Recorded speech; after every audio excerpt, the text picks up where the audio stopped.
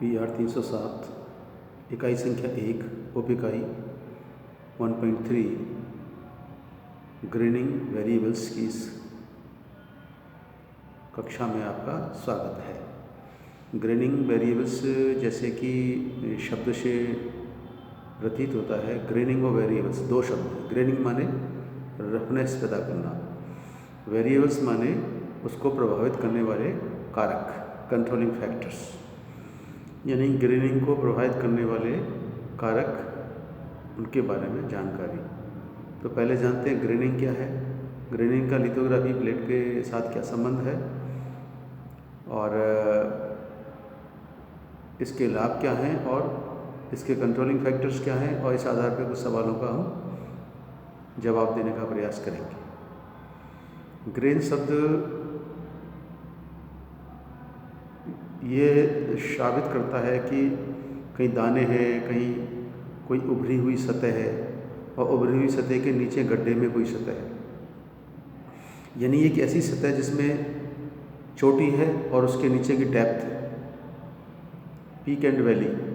तो किसी भी ग्रेन या दाने में कुछ बनावट है और वो बनावट किसी सरफेस पे है, तो कोई चीज़ उभरी हुई होगी, कुछ नीचे में होगी और उसका कुछ न कुछ लाभ है। तो उभरी हुई चीज़ और डेप्थ वाली चीज़ दोनों को मिला करके आप मिलाएं तो उसका एक लहरदार रचना बनेगी, उतार चढ़ाव वाली रचना बनेगी, अप एंड डाउन वाली रचना बनेगी, पीक एंड वैली वाली रचना बनेगी।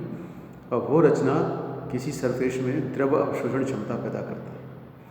यानी ग्रेन उत्पन्न करने का मतलब है किसी सरफेस पर खुरदरापन पैदा करना, और खुरदरापन पैदा करने का उद्देश्य होता है उस सरफेस में कुछ एब्जॉर्बेंसी पैदा करना। लिथोग्राफिक प्लेट मेकिंग के संबंध में किसी मेटल प्लेट के सरफेस पर खुरदरापन पैदा करने की क्रिया को ग्रेन मेकिंग या ग्रेनिंग कहते हैं।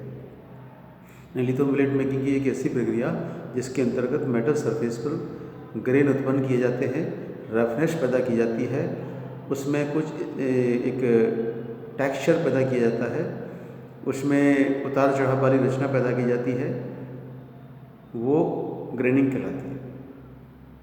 तो ग्रेनिंग के प्रभाव स्वरूप प्लेट पर उतार चढ़ाव वाली रचना बनती है और उसमें ग्रेन्स पैदा होते हैं और ग्रेन्स के द्वारा द्रव अवशोषण क्षमता पैदा होती है।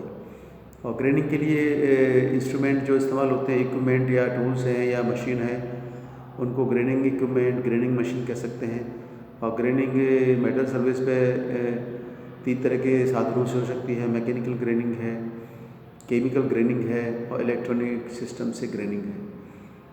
तो सामान्यतः मैकेनिकल ग्रेनिंग जो होती है उसमें एक मशीन होती है, मशीन के बेड पर एक लिथो मेटल को हम फिट कर देते हैं और मेटल के ऊपर मतलब मेटल सरफेस से टच करते हुए वॉल्स और सेंट की एक एब्रेशन, घर्षण व्यवस्था से उस पर बजरी या जो सैंड की आकार के ग्रेन्स पैदा होते हैं। यानी कि मैकेनिकल ग्रेनिंग में सैंड एंड वॉल्स की एजिटेशन के द्वारा एक मशीनी सिस्टम से, मशीन के झटके और मशीन की स्पीड के द्वारा उस प्लेट सरफेस पर ग्रेन्स पैदा होते हैं। तो संक्षेप में यही बात आती है, किसी लिथो मेटल पर रफनेस पैदा करने की क्रिया को ग्रेनिंग कहते हैं। रफनेस पैदा होने से ये के लाभ है, वो लाभ है लिक्विड एब्जॉर्बेंसी, द्रव अवशोषण क्षमता पैदा होती है। वाटर रिसेप्टिविटी, प्लेट में जल सुग्राह्यता यानी पानी को सोखने, अवशोषित करने की क्षमता पैदा होती है। इंक रिसेप्टिविटी, शाही अवशोषण की क्षमता पैदा होती है। और separation of image area, non image area, यानी इमेज और नॉन इमेज को पृथक करना आसान होता है जब प्रोसेसिंग के दौरान, डेवलपिंग के बाद जो उनकी जो प्रोसेसिंग होती है डिसेंसिटाइजेशन की और इंकिंग की, तो उसमें क्या है, grease reverse water, water reverse grease के दो सिद्धांत तभी संभव होते हैं कि ये सेम सरफेस पर वाटर रिसेटिविटी और ग्रीजिंग रिसेटिविटी की रचना पैदा हो जाए। तो वो ग्रेनिंग की एब्जॉर्प्शन की जो क्वालिटी है सरफेस में, उसी से पैदा होती है।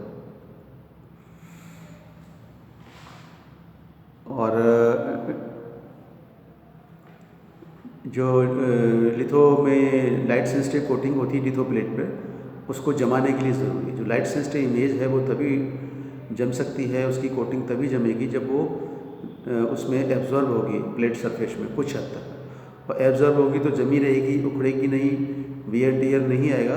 तो durability of light sensitive coating भी इस एब्जॉर्बिविटी इन ग्रेन्ड प्लेट द्वारा संभव होता है। Long run on printing press या लॉन्ग प्रिंटिंग रन, यानी कि मुद्रण के दौरान कोटेड प्लेट पर मौजूद इमेज जो प्रोसेस होती है वो लंबे समय तक बनी रहती है, क्योंकि केमिकल्स वगैरह जो भी हैं और जो इमेज हमारी निर्मित हुई है वो उखड़ेगी नहीं, जमी रहेगी और लॉन्ग प्रेस रन के लिए भी ठीक रहती है।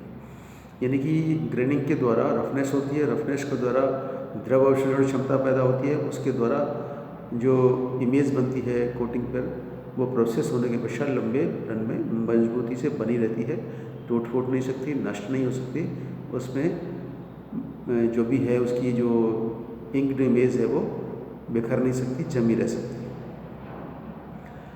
अब कौन से फैक्टर हैं जो ग्रेनिंग को प्रभावित करते हैं? तो आप ये कह सकते हैं कि मशीन की गति क्या है, स्पीड ऑफ मशीन, मशीन के एजिटेशन की क्षमता कितनी है, कितने समय में कितने झटके लेकर के वॉल्स और सैंड को हिला करके वो सरफेस में रफनेस पैदा कर सकता है। तो speed and agitation level of machine, size of sand, particles of sand, यानी जो बजरी हम इस्तेमाल कर रहे हैं उस बजरी के कणों का आकार क्या है, साइज ऑफ वॉल्स, जो उसमें कांच की गोलियां हम इस्तेमाल कर रहे हैं उन गोलियों की आकृति छोटी बड़ी मध्यम आकार की, यानी उनकी साइज़ क्या है, और length of time of graining process, graining हमको 1 घंटे करनी है कि 2 घंटे करनी है, आधा घंटे करनी है, 15 मिनट करनी है, उस हिसाब से हमारे ग्रेन्स की मोटाई छोटाई उनकी फाइननेस पता लगती है। और यूज्ड मशीन है, यूज्ड प्लेट है, रीयूज्ड प्लेट है, यानी कि प्लेट है जो पहले फ्रेश है, बिल्कुल रेडीमेड बाज़ार से आई है, उसको ग्रेन करना है, या पहले से ही प्रिंट यूज़ में आ चुकी को रीग्रेन करना है। तो fresh used plate for graining और रीयूज्ड प्लेट फॉर ग्रेनिंग, इसका भी फर्क है कि रीयूज्ड प्लेट पहले से काफ़ी कुछ मात्रा में ग्रेन हो चुकी होती है, उसकी सरफेस की रचना अलग होगी, जो फ्रेश इस्तेमाल हुई है उसकी रचना अलग होगी। तो दोनों के टाइम में और उनके जो रफनेस है उसमें जो समय लगेगा और उसकी टाइमिंग होगी उसका कुछ अंतर हो सकता है। तो ग्रेनिंग को प्रभावित करने वाले कारक मशीन की गति, बालू के कणों का आकार, गोली के या कांच की बॉल्स का आकार, ग्रेनिंग के दौरान लिए गए समय की लंबाई, और लिथोप्लेट फ्रेश इस्तेमाल की जा रही है या पहले से ही इस्तेमाल की हुई को हम रीयूज़ कर रहे हैं। ये सारे कारण हमारे ग्रेनिंग पे एक फैक्टर के तौर पे प्रभावी होते हैं।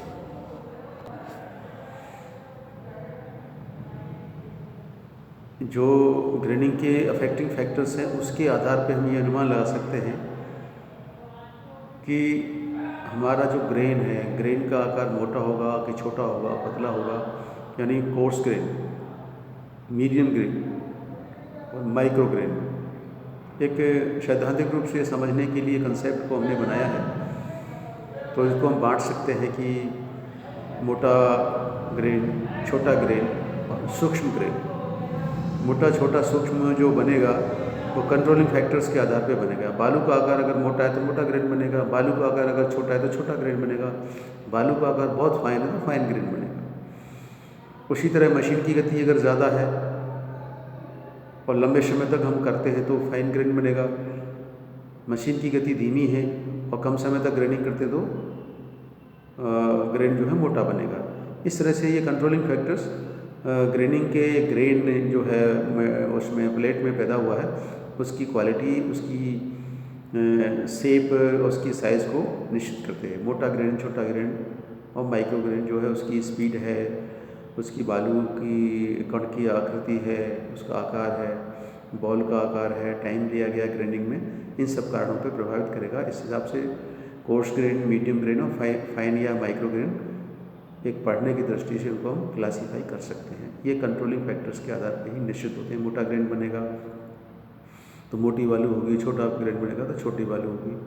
उसी हिसाब से हम समय को कंट्रोलिंग फैक्टर मान के मोटे छोटे का अनुमान लगा सकते हैं। उसी हिसाब से मशीन की गति के आधार पे, यानी दो चार जो कारक हैं वो सभी इनके ग्रेन्स के टाइप्स को निर्धारित करते हैं और ये वेरिएबल्स ग्रेन की क्वालिटी और उसकी आकृति को, उसके आकार को निश्चित करते हैं।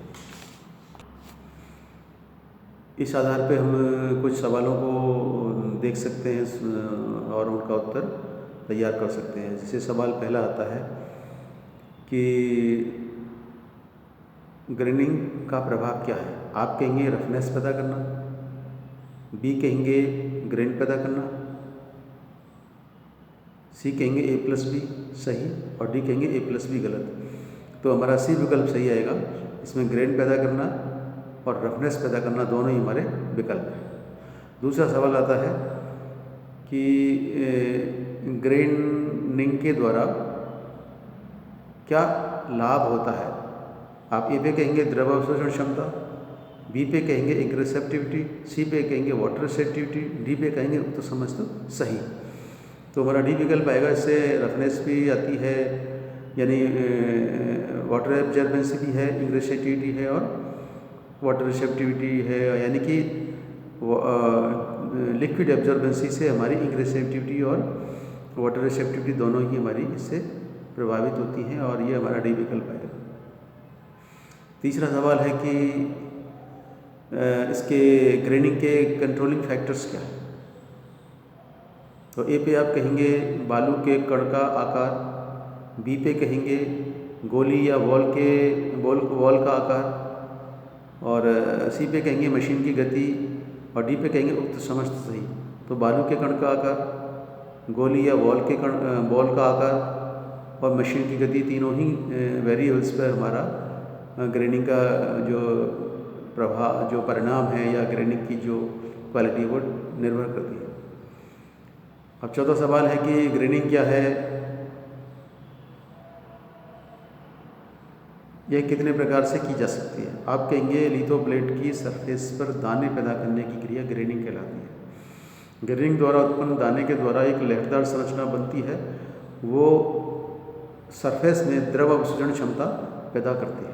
उसके द्वारा ग्रेन्स बनने से एक ऊंची रचना और डेप्थ की रचना यानी पीक एंड वैली निर्मित होते हैं, जो द्रव को अवशोषित करने में सहायता देते हैं। और ग्रेनिंग 3 माध्यमों से की जा सकती है, मैकेनिकल ग्रेनिंग, केमिकल ग्रेनिंग और इलेक्ट्रॉनिक ग्रेनिंग। जो सामान्यतः मैकेनिकल ग्रेनिंग हम करते हैं, मैकेनिकल ग्रेनिंग में या तो ब्रश के द्वारा दाने उत्पन्न किए जाते हैं या फिर बालू और वॉल्स की घर्षण से दाने पैदा किए जाते हैं, उसको मैकेनिकल ग्रेनिंग कहते हैं। मैकेनिकल ग्रेनिंग के लिए एक मशीन होती है, मशीन के बेड पर ग्रेनिंग के करने वाली प्लेट यानी लिथोप्लेट को लिटा करके उस पर बालू और वॉल्स के झटके या फ्रिक्शन द्वारा जो ग्रेन्स पैदा किए जाते हैं।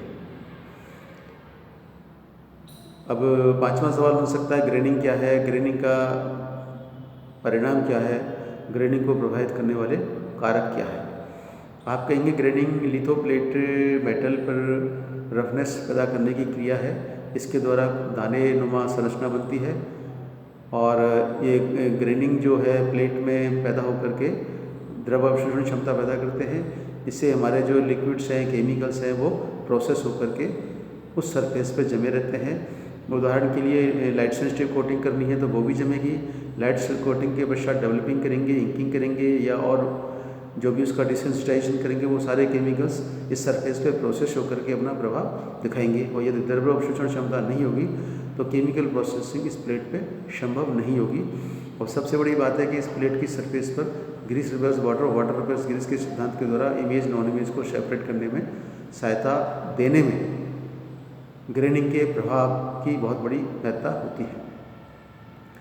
तो इसके लाभ आप ऐसे कह सकते हैं कि लिक्विड एब्जॉर्बेंसी है, इंक्रेस्टिविटी पैदा होती है, वाटर रेस्टिविटी पैदा होती है, separation of image area non image area संभव होता है, और durability of inked surface in form of image area, यानी कि लिथोप्लेट पर जमा हुआ इमेज एरिया ड्यूरेबल बनता है।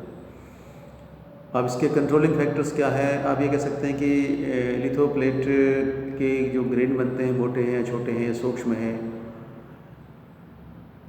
कैसे है, तो वो उसकी गुणवत्ता या उसकी आकृति या उसका क्लासिफिकेशन निम्नलिखित बिंदुओं पर निर्भर करेगा। पहला है मशीन की गति क्या है, दूसरा है मैकेनिकल ग्रेनिंग में इस्तेमाल की जाने वाली बालू के कणों की आकृति आकार क्या है, shape and size of particles of sand. तीसरा है जो कांच की गोलियां हम इस्तेमाल करते हैं उनका आकार क्या है, size of walls of glass walls.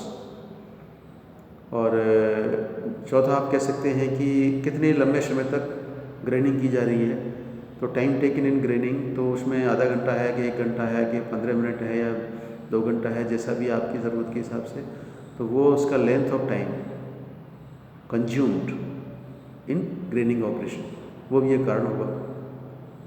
इसके अलावा फ्रेश प्लेट इस्तेमाल की है कि रेडी मेड यूज्ड, यानी कि बिल्कुल नई प्लेट इस्तेमाल की जा रही है या पहले से प्रिंटिंग में काम आ चुकी मशीन, यानी फ्रेश यूज्ड और रीयूज्ड, दोनों की ग्रेडिंग में टाइम की और उसकी ग्रेन क्वालिटी में डिफरेंस हो सकता है। उनके कणों में जो उनका ग्रेन है, माइक्रो है कि मैक्रो है या मीडियम रेंज का है, वो उससे प्रभावित होगा।